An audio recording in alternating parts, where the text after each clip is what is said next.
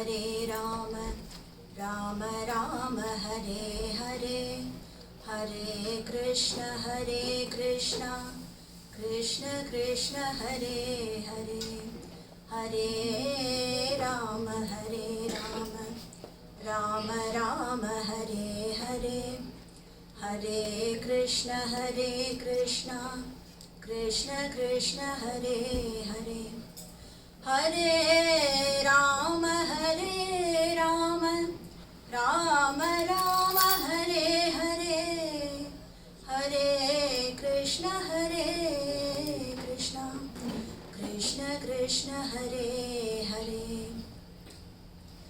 कलये सुन्दराकारं सदैकप्रियदर्शनम् अज्ञाननाशकं देवं सद्गुरुं मुरलीधरं यस्य स्मरणमात्रेण जिह्वायां वर्तते स्वयं महामन्त्रस्तं भजामि मुरलीधरदेशिकं प्रेमामृतं यो मुरलीनिनादैः श्रीकृष्णरूपेण पुराववर्ष अद्यापि सोऽयं मुरलीधराख्यो पुष्णाति प्रेम्णा भुवनं सहर्ष मुरलीमण्डितकरकमलं मुनिजनमोहनं व्यत्यस्तपादं वनमालाधारिणं प्रेमभक्तमण्डलनित्यकीर्तितं श्रीप्रेमिकवरदम् आश्रयेऽहम् जन्माद्यस्य यतो अन्वयात् इतरतश्चार्थेषु अभिज्ञः स्वराट् तेने ब्रह्महृदाय आदिकवये मुह्यन्ति यत्सूरयः तेजो वारिमृदां यथा विनिमयो यत्र त्रिसर्गो मृषा धाम्ना स्वेन सदा निरस्तकुहकं सत्यं परं धीमहि नाम संकीर्तनं यस्य सर्वपापप्रणाशनं प्रणामो दुःखशमनः तं नमामि हरिं परं बुद्धिर्बलं यशोधैर्यं निर्भयत्वमरोगता अजाड्यं वाक्पटुत्वं च हनूमत्स्मरणात् भवेत्। श्रीहरये नमः श्रीहरये नमः श्रीहरये नमः। गोपिका जीवनस्मरणं गोविन्द गोविन्द। सद्गुरुनाथ महाराज की जय।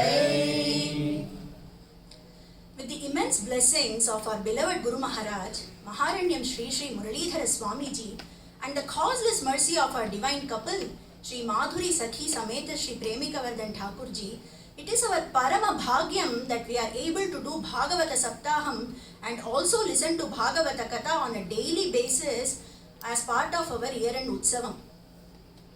Like Aarti ji mentioned, we all should consider ourselves very proud. Why? Because Bhagavan, whenever he is pleased with us, that is when he pushes Bhagavatam to us. And we are all very blessed to be gathered here and listening to Bhagavata Katha on a day-to-day basis. In the first canto of Bhagavatam, the Adhikaris, meaning who are all the people who can listen to Bhagavatam and who are all the people who can expound Bhagavatam, is explained very beautifully. And the Uttama Adhikari who can expound Bhagavatam, meaning who can explain Bhagavatam, is none other than our Shukamuni. Why? Because he explained about Bhagavatam, he spoke about Bhagavatam and nothing else. And the Uttama Adhikari who can listen to Bhagavatam is none other than our Parikshit Maharaja. Because he only listened to Bhagavatam and he listened to nothing else.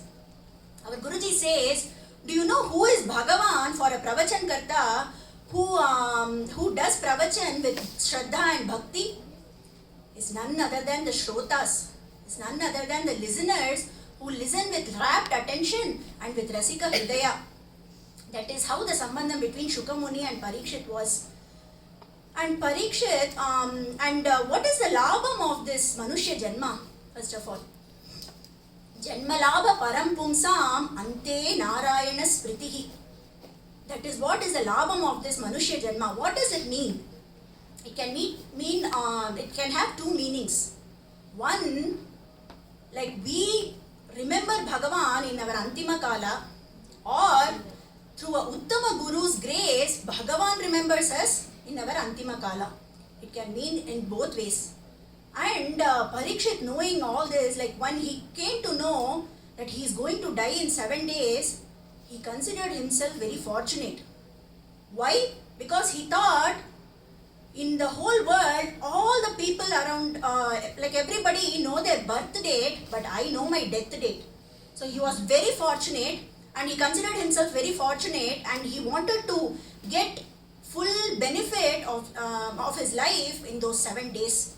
And he made up his mind, and when he went to Ganga Tira, like Balaji ji explained yesterday, how Yadrichaya Shukamuni came there, and what happened, Parikshit asked those beautiful 6 questions to him, and the most beautiful question that really impressed Shukamuni was, Kim Shrotavyam? What should one listen to? And Kim Japan? Those are the 2 that really impressed Shukamuni. And he didn't stop there. He didn't say that Kim Shrotavyam, Kim Japan, just like that. He said when a person knows in his Antima Kala, like in his Antima Kala, what should one do japa of and what should one listen to? Those 2 questions really impressed Shukamuni, and he started explaining all the japas that one could do to attain everything in this world, including Mrityunjaya Mantra. If it were us, what will we do? If we know that we are going to die in 7 days, and if we're us and our Guru Maharaj sitting in front of us, giving us the Upadesha of the Mrityunjaya Mantra, what will we do? We'll say, Bhagavan, give me that mantra right now, and let me do the japa of that, and let me get Ayur Vriddhi. That is what we will say, isn't it? If Parikshit told that, then we wouldn't have had Bhagavatam today. But Parikshit, he knew that this is just a glass piece. He just didn't want the quantity of life, he wanted quality of life. So what he did, he just sat there and listened with rapt attention what Shukamuni was saying. And nothing, no japa or nothing would lure Parikshit Maharaja. And he would just sit there and listen to Shukamuni. And Shukamuni now thinks in his mind, one check. Now Parikshit passed the exam. Now he is a good adhikari for me to proceed further.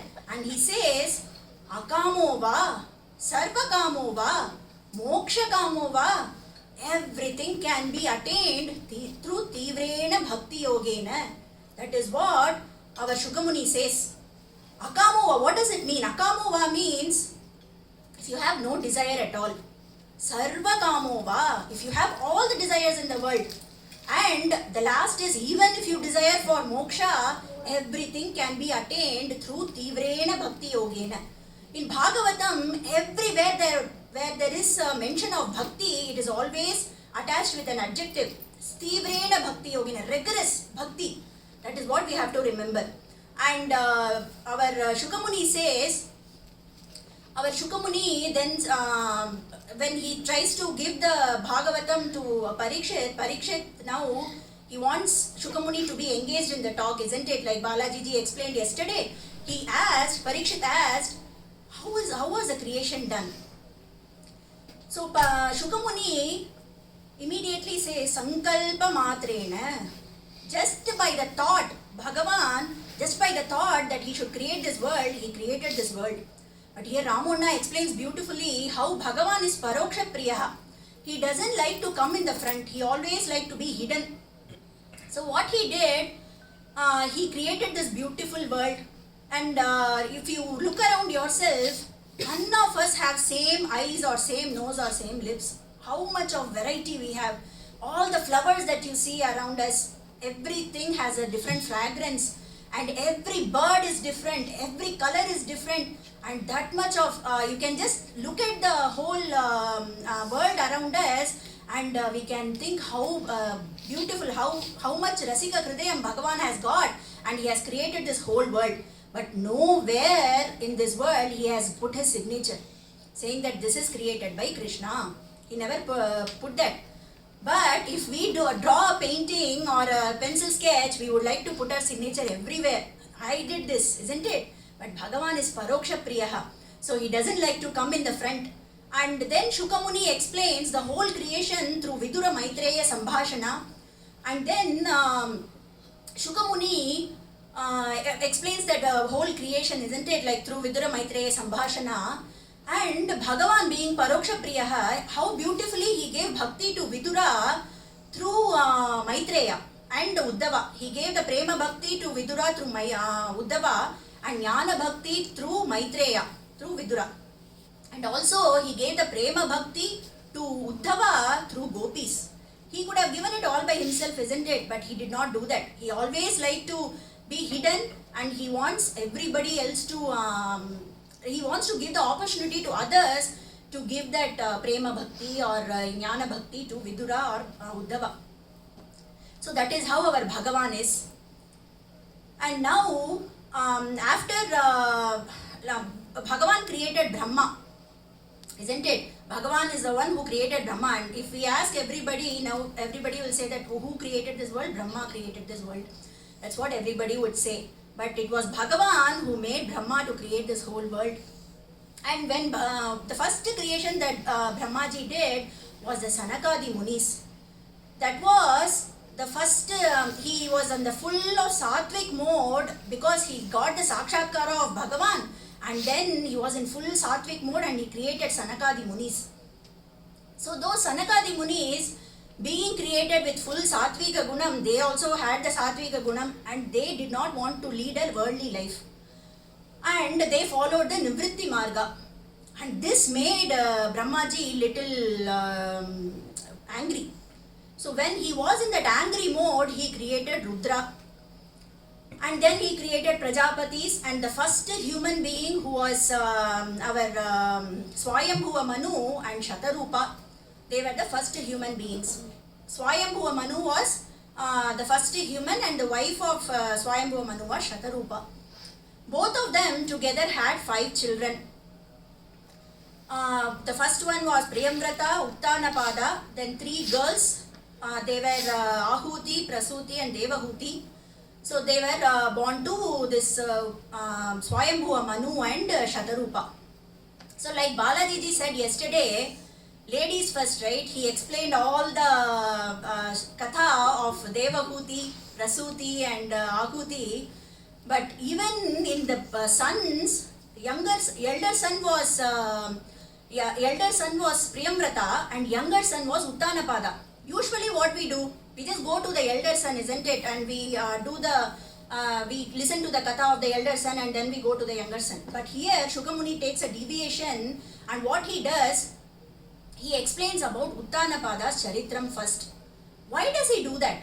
Because our Ramana says, to get the full benefit of Bhagavatam, we have to have the initiation of the Dwadashakshara mantra. And that is why, and that is explained in Bhagavata Mahatmyam, that we have to get that Dwadashakshara mantra initiation. So that's why Shukamuni takes a deviation here and he explains about Uttanapada's Charitra. And thus we enter into our today's topic, which is Dhruva Charitram. Before we enter into the topic today of Dhruva Charitram, let's all bow down to Dhruva Maharaja with this beautiful Madhura Geetam that our Guru Maharaj wrote. And Guru Maharaj gives him Guru Sthanam and he is seeking something from Dhruva Maharaja. Let's see what it is. Unnata Guru Mandalam Bhajami Santatam Unnata Guru Mandalam Bhajami Dhruva Raja Aham Namami Dhruva Raja Aham Namami Dehi me Tava Tapahase Dehi me Tava Tapahase Unnata Guru Mandalam Bhajami Santatam Unnata Guru Mandalam Bhajami. So our Guru Maharaj always says that we can learn from everything that is around us. He says even the Panchabhutam teaches us something. We should always be in the look of what we can learn from others. And here our Guru Maharaj gives the Guru Sthanam to Dhruva and he says, Dehi me tava tapas siddhim. So, and why is he saying that? Because Dhruva is going to be so adamant that I am going to see Bhagavan come what may.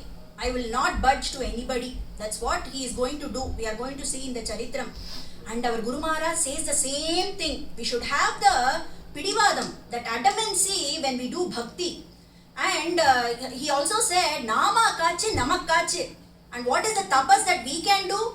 We can do only chanting Nama, isn't it? We are fit for nothing else. The easiest thing that we can do can only chant Nama, and that tapas siddhi we should get. How? By getting the adamancy that Dhruva had. And how should we chant Nama? With full of enthusiasm. Hare Rama, Rama Rama, Hare Hare, Hare Krishna, Krishna Krishna, Hare Hare. So like this, we should be always enthusiastic when we are chanting Mahamantra. And on that note, let's just enter into the Dhruva Charitram. Uttanapada had a wife called Suniti, and both of them together had a son Dhruva. Their life was very peaceful. One day, Uttanapada went for hunting and he saw a beautiful lady. And she was very youthful, very beautiful. And Uttanapada saw her and he got enchanted by her beauty and youth. What did he do? He wanted to marry her immediately. So, and her name was Suruchi. As the name suggests, you can see Suniti means she was dharmic and she was full of gunas. But Suruchi, you can see, she had ruchi in all the worldly matters. So it didn't take much time to get an S from Suruchi because Uttanapada was a Maharaja. So she immediately said, yes, I will marry you. And what happened? They both married. And next, Jaye Uttanapadasya Sunitihi Suruchistayoho Suruchihi Preyasi Patnyuhu Netarayat Suto Dhruvaha. So, this Maharaja, this Uttanapada was totally enchanted by her beauty, isn't it? And he was very fond of her. Suruchihi Preyasi. And he was so fond of her that he would listen to anything and everything that Suruchi said. And he would not do anything other than that she said. And here Ramuna says, Dharma and Adharma both are Bhagavan himself. But Dharma is the front side of Bhagavan and Adharma is the back side of Bhagavan. So, the moment we choose Adharma, we are going away from Bhagavan. That is what Ramuna said. And here Uttanapada, he chose Adharma. He was very fond of Suruchi. And what he did one day, and the Suruchi would not leave a chance to ill-treat Suniti. She would always be in search of doing ill-treating Suruchi. And she would always like to show off to the world that how much Raja loved her.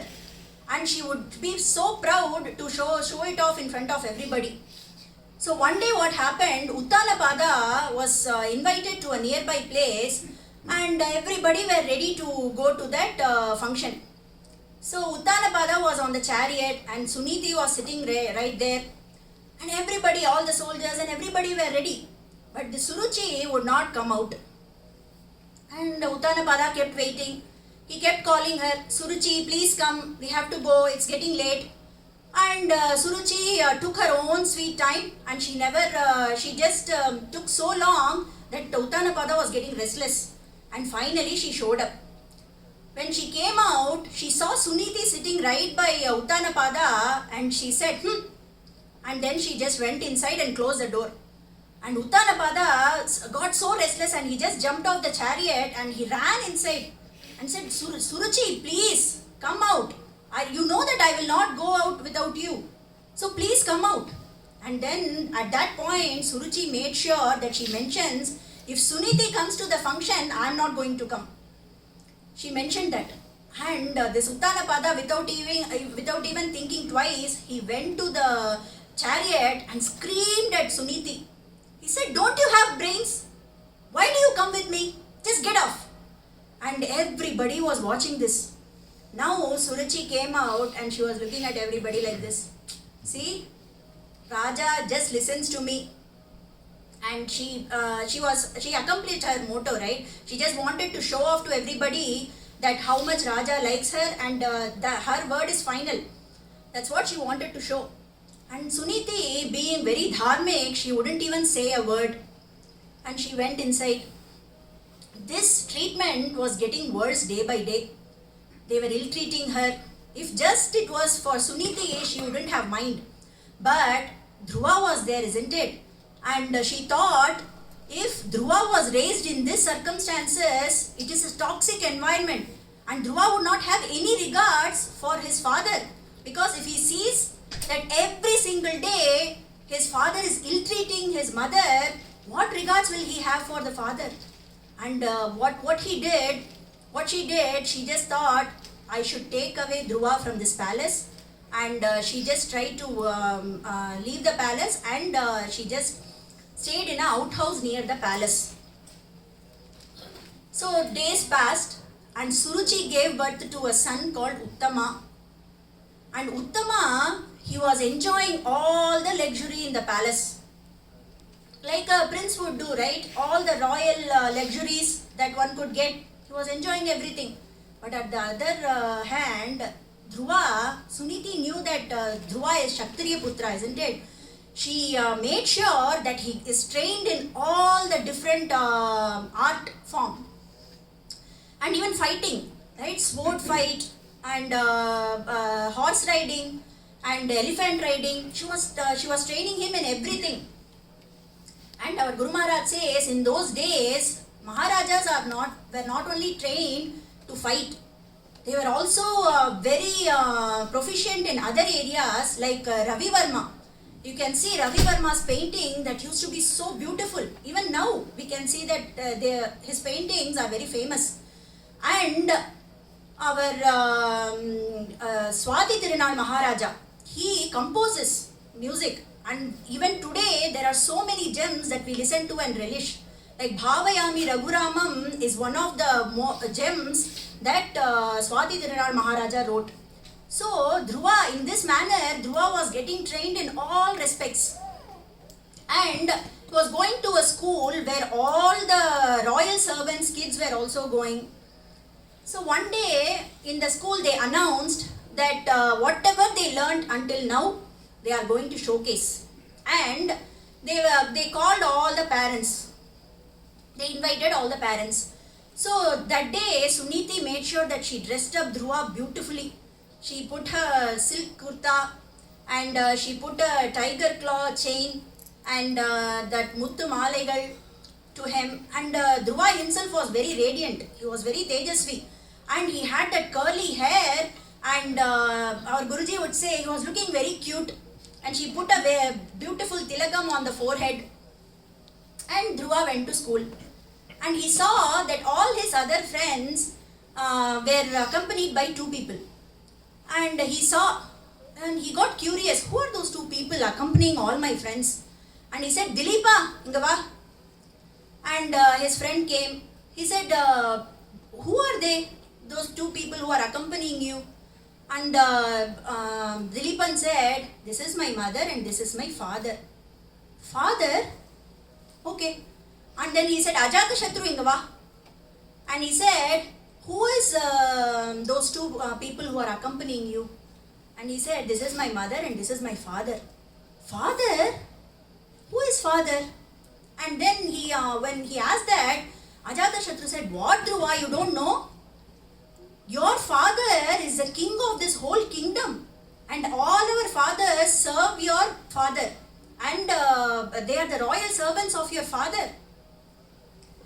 And hearing this, Dhruva immediately got a feel of pride.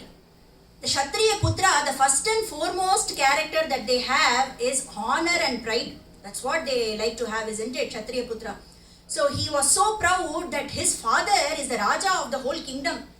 And he asked immediately, but my mother never told me anything about my father. Okay, let it be. Do you know where my father lives? And he said, Dilipa said that you see that big palace and the flag is flapping on the top? That is where your father lives. So Dhruva heard this and he immediately rushed to the palace. He ran towards the palace and there were two Dwarapalakas who were standing and guarding the palace, and they saw this Kutti Dhruva running towards the palace, and they were in a great dilemma now. They didn't know what to do. They were thinking if they let him in, whether Uttanapada will be happy or whether he will be mad. One thing they were sure of was if they let him in, Suruchi will be very mad and they might also lose the job. But what they did, they just pretended, they just were talking to each other and said, let's just do what we are very good at. And they just pretended as if they were sleeping. So this Dhruva, he immediately ran inside and he reached the court, a majestic court, and he entered the court. He saw all the ministers were seated in one side and all the acharyas were sitting in one side, and even the praja was gathered there to hear the court hearing. And he saw all the grandeur and he was very in great surprise, and he was so happy to see all that. And he saw Uttanapada was sitting there. Ekada suruchehe putramankamaropya lalayan uttamam narurukshantam dhruvam rajabhyanandata. What Uttanapada was doing? Uttanapada was having Uttama on his lap and he was caressing him. So looking at that, Dhruva felt so happy and he saw that the other lap is khali na. Let me just go and sit on that lap. Because my father is going to hug me and he's going to be so happy to see me. That's what he thought. And immediately he ran up the stairs and he sat on the lap of Uttanapada. Suruchi was standing right there. And she did not see the lap. She saw the throne beneath the lap. And she said, she was thinking, if I don't condemn this right now, it's going to, Dhruva is going to take the throne very soon. That's what she thought. So what she did, Tatachikishamanam tam sapatnyastanayam dhruvam suruchuhi shrunvatoragnyah shreyamahati garbita. She saw that, isn't it? She became very angry and she wanted to condemn it right then. She said, Na vatsan nripate dhrishnyam bhavana rodum harhati na grihito maya yetvam kukshavapi nripatmajaha. She said, you don't have any arhata to sit on your father's lap or sit on the throne because you're not born to me. You're not born from my womb. So you don't have that arhata. You don't have the qualification to sit on the lap of your father. Even though you are king's son, you cannot sit.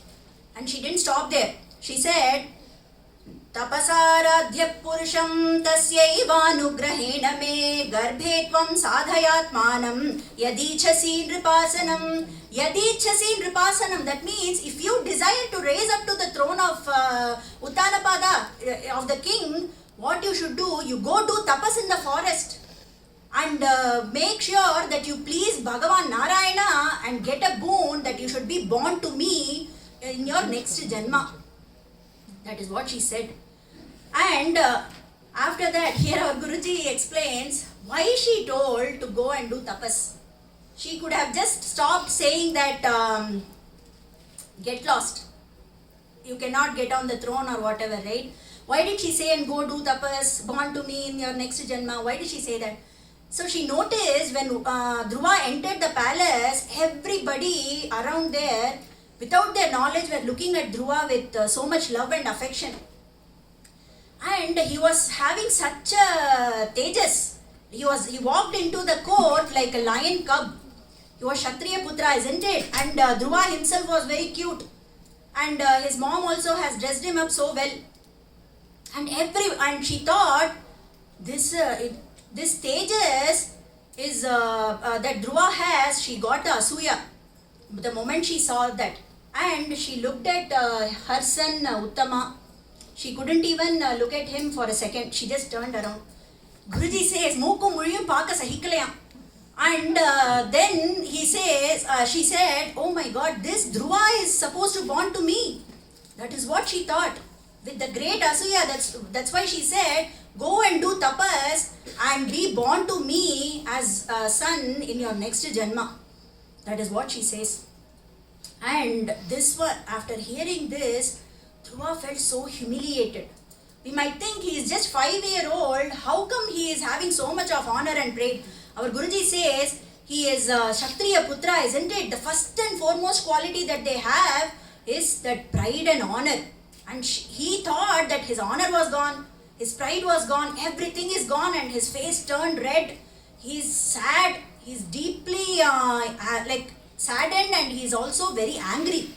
Why he was angry? He thought, let it be. Suruchi is my stepmother. She doesn't have any affection towards me. That's fine. But this Uttanapada Raja is my own dad, isn't it? How come he did not even say a word to Suruchi when she ill-treated me like this? She just threw me. And I just fell on the front of everybody at the court. How come he did not say anything? Because she just pulled him from the Raja's lap and she just threw him. And Raja did not say anything. He was just sitting as if he was a statue. And Dhruva couldn't take it. And immediately, Matuhu sapatnyaha sadurukti viddaha shvasan rusha dandahato yatahihi hitva mishantam pitaram sannavacham jagama matuhu prarudan sakasham. What he did, he was breathing so heavily.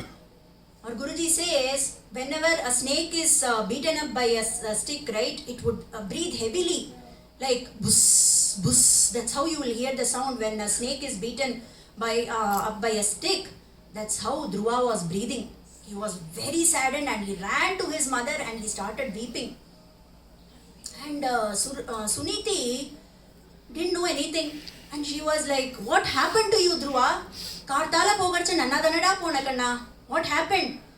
And she was literally trying to pacify him, but he couldn't stop. He was keep on crying. And that time, some of the palace residents narrated what happened in the court.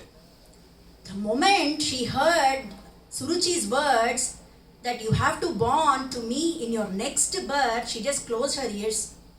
Which mother can take those words, isn't it? What if he has to be born in his next janma, he have to die now. So she just closed her ears and she couldn't bear it. She was deeply in pain. Dhruva, she told you to die? That is what she told? How come she can be so harsh? And even though she was deeply pained, she did not utter any bad intentions or any bad things towards Suruchi or Uttama. And also she did not advise anything bad against them to Dhruva. That is what was her sanskara. So what she did, she said, Dhruva, whatever your stepmother said is all true. Your father is ashamed to call me his wife.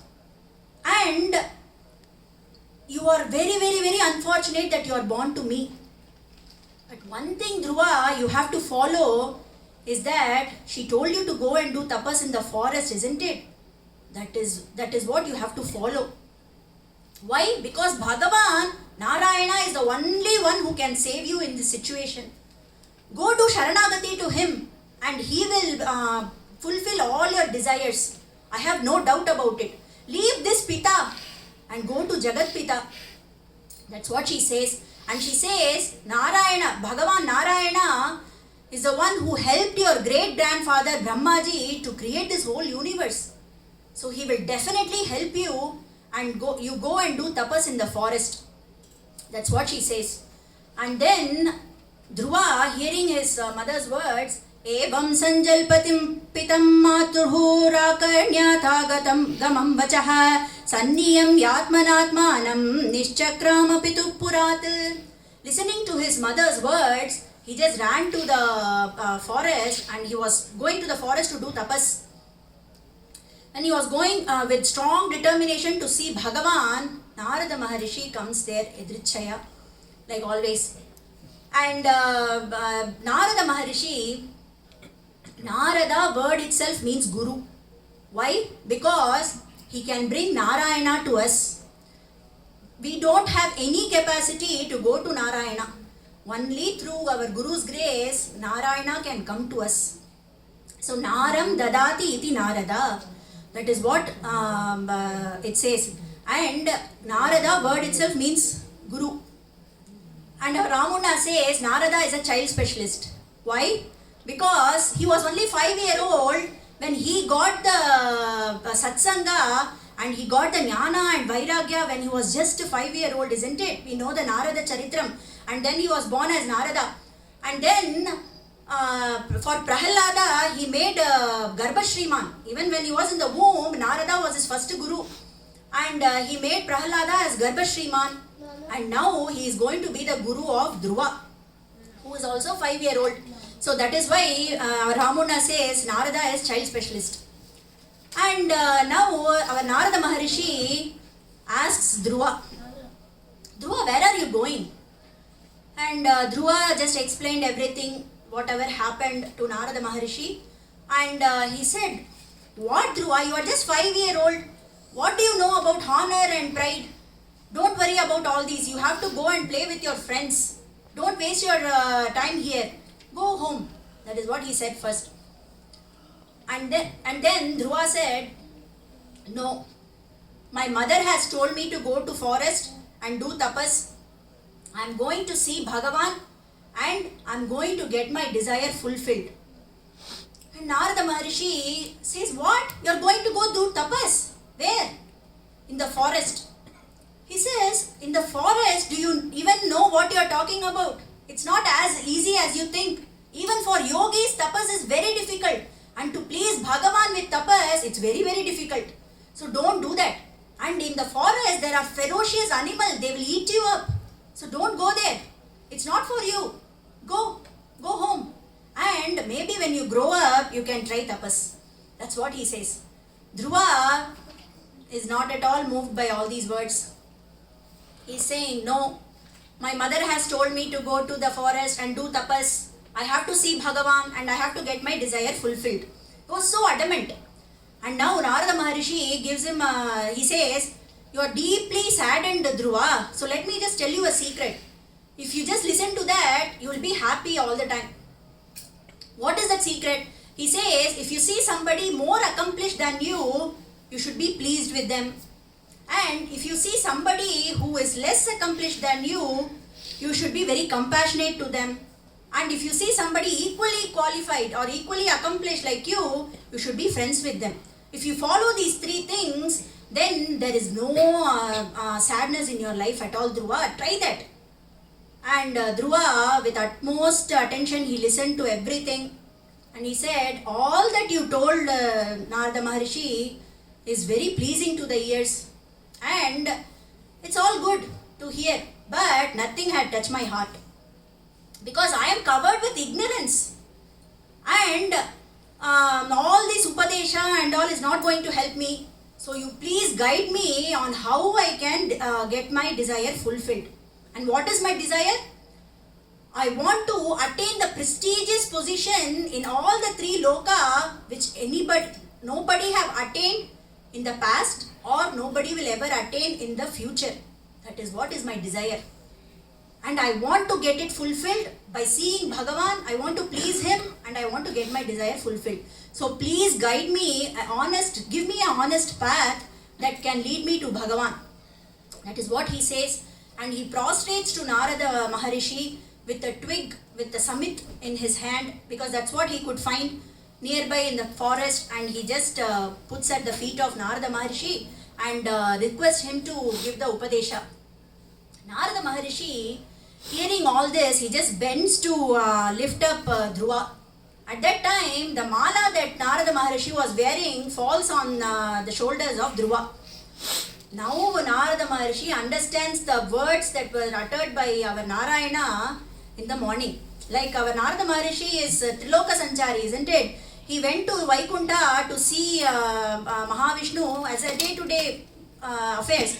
And he just went there and he saw Narayana, and our Bhagavan gave him a beautiful garland and he put on Narada Maharishi's shoulder and he said, Labam. That Labam, Narada Maharishi knew that it was gain, but he didn't know for what Bhagavan was saying it was a gain. But now that automatically that garland fell on the shoulders of our Dhruva, and now he knows, oh, this is what Bhagavan was talking about. Why? Because for a Uttama Guru, a Uttama Sishya is a gain, isn't it? That is what he is now understands, that Dhruva is going to be his Uttama Sishya. And with utmost compassion, he decides to guide Dhruva to see Bhagavan. So, what he does, he says, Tattata gaccha badram te yamunayas shuchi punyam madhuvanam yatra sanidhyam nityadaharehe. He says, Dhruva, go to Madhuvana, okay, and you do tapas there. And there is it is on the banks of Yamuna river, and the moment you enter there, you will feel close to Bhagavan, because Bhagavan is very much living there on a day-to-day basis. He is every moment he is present there. So go to Madhuvana and do your tapas. While instructing how to control his senses, Narada Maharishi installs a beautiful Rupam of Bhagavan in Dhruva's heart. Here our Ramana says that everywhere in Bhagavatam, wherever you come across the Bhagavat Swarupam, Bhagavat Varnana, Rupa Varnanam, there is no way that Bhagavan will not come and sit in your heart. That is the power of Parayana. The moment you keep reading Bhagavatam again and again and again, and you keep reading this Bhagavat Rupa Varnanam, there is no way that Bhagavan will not come and sit in your heart. That is what he says. And like that, here Bhagavat Rupa Varnanam is done so beautifully by Narada to Dhruva. Prasadabhimukhim shashvat prasanna vadane kshanam sunasam subhruvam charukapolam surasundaram. Prasadabhimukham. He is always pleased to, like whenever you see Bhagavan, it's very pleasing to eyes. That is what it means, prasadabhimukham. And then he is always prasanna. He is always smiling. There cannot be one picture that you can see of Bhagavan where he is not having that mandasmita. So he is always smiling. Sunasam, he has a sharp nose and he has a beautiful eyebrow. Subhruvam. And then Charu Kapolam, he has a beautiful face, like we say Kannadiyatta Kapolam. And Surasundaram, he is Sundara of all the demigods. You cannot compare his beauty with any demigods, any Suras. He is beauty, he is the epitome of beauty. No Sura can even come near him. That is how beautiful he is. Tarunam Ramaniyangam Arunoshthekshanadharam Pranata Shrayanam Rimnam Sharanyam Karunarnavam. Bhagavan, Tarunam, he is youthful, always young. And Ramaniyangam, all his body parts are so beautiful. If you look at his hands, you will keep on looking his hands.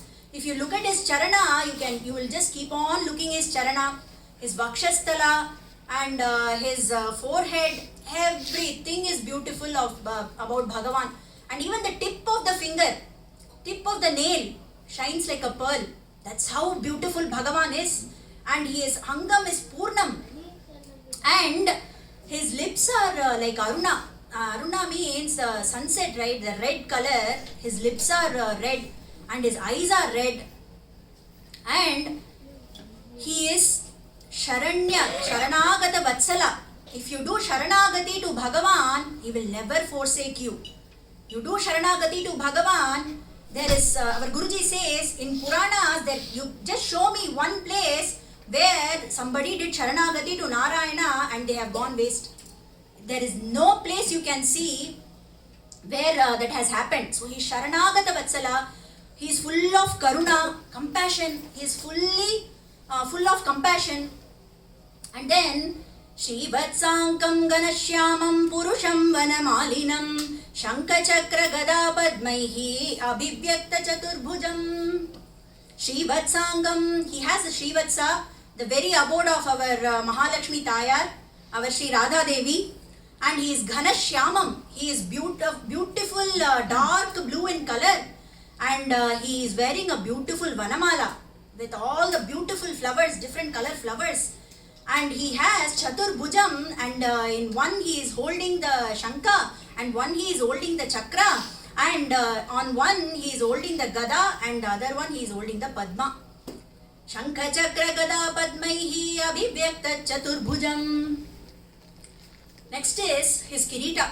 Kiritinam Kundalinam Keyuravalayanvitam Kaustubha Bharanagrivam Pita Kausheya Vasasam.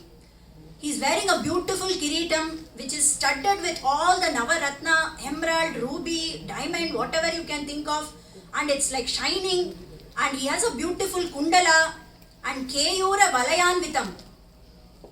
That means he is wearing a beautiful bracelet, and he is also having a arm tie that we say which is vanki.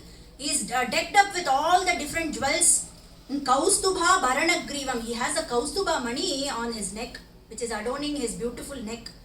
And Pita Kausheya Vasasam. He is wearing a yellow garment. Pitambara. So this is how Narada Maharshi installs the beautiful Rupam of Bhagavan in Dhruva's heart. After describing the whole Bhagavad Rupam, now Narada Maharshi is ready to give the Mantropadesham to Dhruva. And Dhruva is also ready to take it. He says, he gives the Mantropadesham, which is a Dwadashakshara mantram. Om Namo Bhagavate Vasudevaya. And Dhruva immediately repeats, Om Namo Bhagavate Vasudevaya. So now the Mantropadesham is done. And Dhruva, thus as advised by Narada, he just does Pradakshinam to Narada, and he prostrates, and then from there he goes to Madhuvana. Right from Dhruva just listen to everything that Narada Maharshi told word by word. Right from the posture, how he should stand. He have to put both his hands up and one leg up, and the other he was standing on the tippy toe of the other leg, and he was doing the tapas with the beautiful Rupam of Bhagavan that Narada Maharshi installed in his heart, and he was doing the mantra japam. And the first month, Dhruva, he ate fruits that was prescribed by Narada every 3 days. After every 3 days. So why we say that he ate the fruits that was prescribed by Narada, because some fruits can increase your tapas, but some fruits can decrease your tapas. So he says, Narada Maharshi very carefully mentioned wood apple, and then fig. Those are the fruits that are uttamam for tapas. But if you eat ripe mango or ripe banana, it is very, it's not good for tapas. It will decrease your tapas. So Dhruva was very careful, and he ate fruits after every 3 days. And the second month, he collected the dry leaves and mixed it with Yamuna gel, and he drank that. And that too every 6 days. After every 6 days. And the third month, he only drank Yamuna gel after every 9 days. And the fourth month, what he did, he just did, that's it, just one shwasa. That too after every 12 days. And the fifth month, he even stopped breathing. And now, once he stopped breathing, the whole cosmos was getting imbalanced. All the living beings, they couldn't breathe. And like we know, our Indra, he always gives troubles to people who does tapas, isn't it? What in every stage of the tapas, what Indra did, he did not leave any stone unturned to trouble Dhruva. He sent Varuna Bhagavan, he sent Agni Bhagavan. He created all the different havocs that he could do to stop Dhruva from doing the tapas. But nothing helped. Something was protecting him, something was protecting Dhruva. They could not even go near Dhruva. And this 5th month, this was like heights. Now the devas also are feeling suffocated. And the whole earth was tilted because he was standing on this one tippy toe, right? And he was pressing that earth and it was all tilted and the whole imbalance was, nobody was able to take it anymore. So as usual, our devas went to Mahavishnu, Narayana. They did Sharanagati. They said, Pahi, Pahi, Prabho, please protect us. This Podipayan who is doing this tapas, we are not able to we are not able to bear that tapas shakti because he's just 5-year-old and he's doing so much of tapas and we are not able to bear it anymore. And Narayana, as usual, he was acting as if he knew nothing. Okay, what are you talking about? Explain it to me. And how come, and this is very strange, Indra, how come you let anybody do any tapas? This is very strange. You always like to go and put hindrance in everybody's tapas, isn't it? How come you are not able to do anything to this Dhruva? What happened to Ramba and Urvashi? Are they on vacation?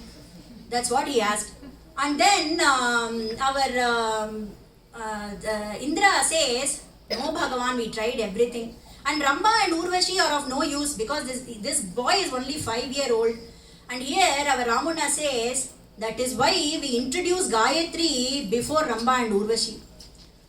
That is why in Shastras it's told that we have to do the Upanayanam for kids when at the age of tender age of 5.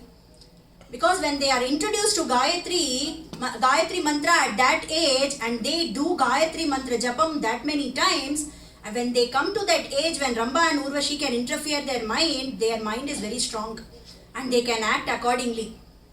So that is what it's said, that we have to do the Upanayanam in a very tender age. So Ramba and Urvashi are of no use.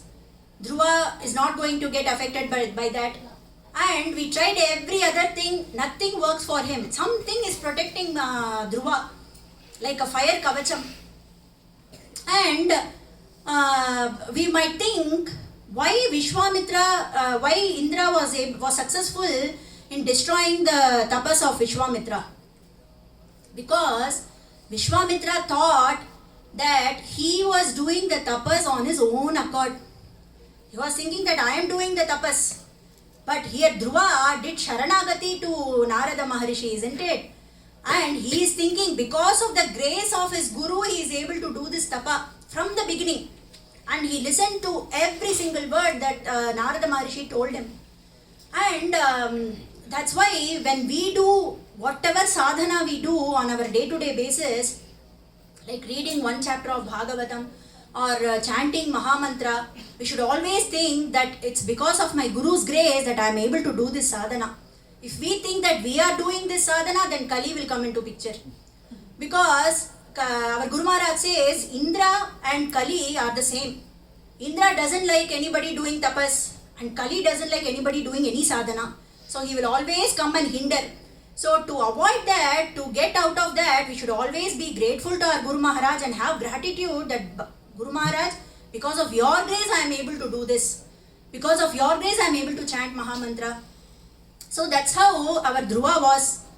And our Guruji in a beautiful Madhura Geetam, he says, when a Guru's grace falls on a person, he cannot escape and he have to reach his goal. There is no other way.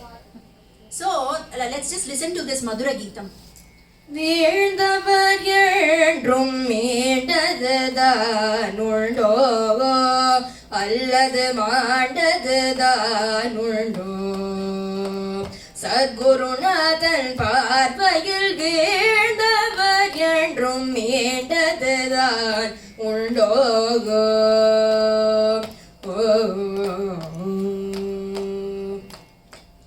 ஆண்டுகள் செய்திடும் தவ பயனை பல்லாண்டுகள் செய்திடும் தவ பயனை பார்வை ஒன்றில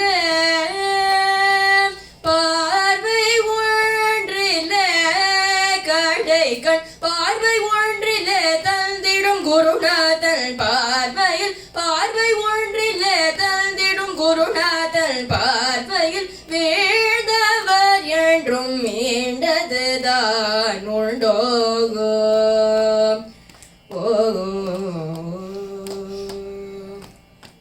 புலிவாயில் பட்ட ஆடோ குருவாயில் பட்ட சேடனோ குருவருள் பெற்ற ஜடமோ பசு பக்ஷி மிருகங்களோ மீளவே மீளாது மீளவே மீளாது இது சத்தியம் மீளவே மீளாது குருநாதன் பார்வையில் மீளவே மீளாது குருநாதன் பார்வையில் வீழ்ந்தவர் என்றும் மீண்டதுதான் உண்டோ அல்லது மாண்டதுதான் உண்டோ சத்குருநாதன் பார்வையில் வீழ்ந்தவர் என்றும் மீண்டதுதான் உண்டோ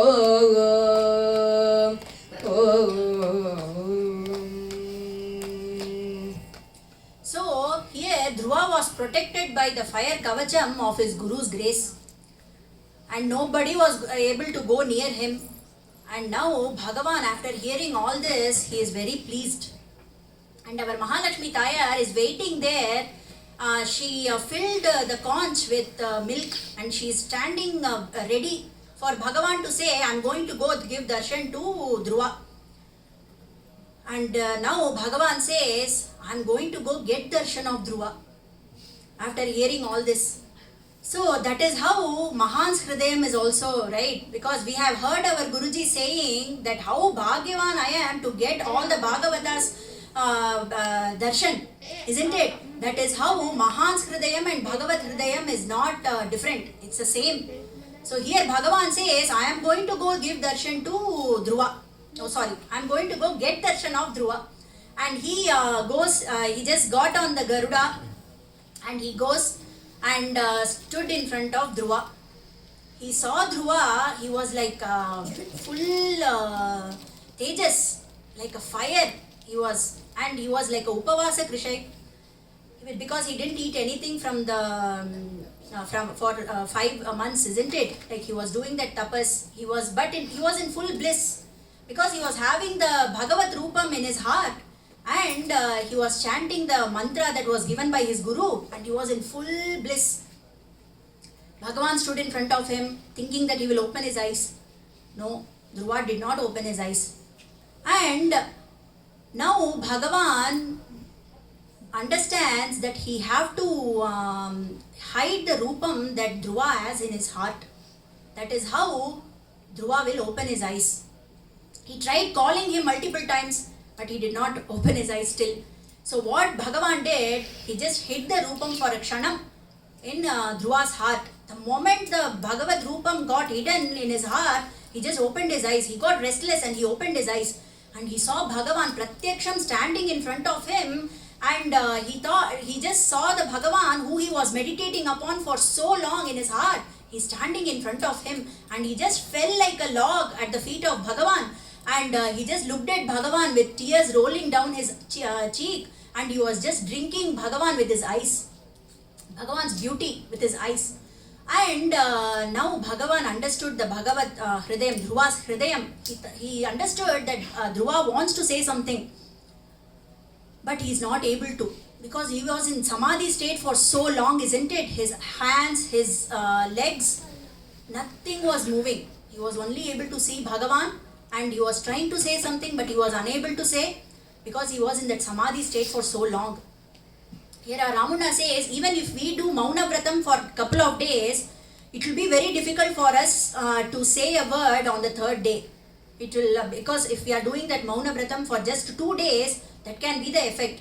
But think of Dhruva, who has been doing tapas for so long, he has won over all his senses. So it's just like a log he was feeling, and he could not move his hands or legs or anything. So he just fell at the feet of Bhagavan. And since Bhagavan understood his Hridayam, he just touched Dhruva's cheek with the conch that Mahalakshmi Tayar gave, which was filled with milk. And few drops of the milk went into Dhruva's lips, And that's when he did the stuti, Dhruva stuti. Yontah pravishya mama vajamimam prasuptam sanjeevayathyakhila shakti dharasvadhamna अन्याच हस्तचरणश्रवणत्वगादीन् प्राणान्नमो भगवते पुरुषाय तुभ्यम्. He did that Dhruva Stuti, which has 12 verses, and there is a significance for that 12 verses too. What is the significance? He did the Dwadashakshara mantra, isn't it? That is why he did 12 verses. The Dwadashakshara means 12. And he did 12 verses. And beautiful stuti. Dhruva Stuti is very beautiful. And he says, Bhagavan, you are the all-powerful, and you entered into me and you awakened all my senses, all my sleeping senses, my hands, my legs, ears, touch sensation, and my life force, and especially my power of vak, power of speech. And let me offer my pranams to you. That's what was the first shloka that Dhruva did, was as a Dhruva Stuti. And after he did the Stuti, Bhagavan is now ready to grant the wish that Dhruva asked for. What was his desire? His desire was that I should attain the prestigious position in all the three worlds which nobody have ever attained or anybody will attain in the future. That is what was his desire was, isn't it? Bhagavan said, I will grant you that. And he gave him the Dhruva Padam. He created a Padam for himself and he gave that so that nobody else will ever try to reach that. So that was the wish that Bhagavan granted. And not only that, he said, your father will realize his mistake and will give you all the responsibilities of the Rajyam and he will leave to the forest.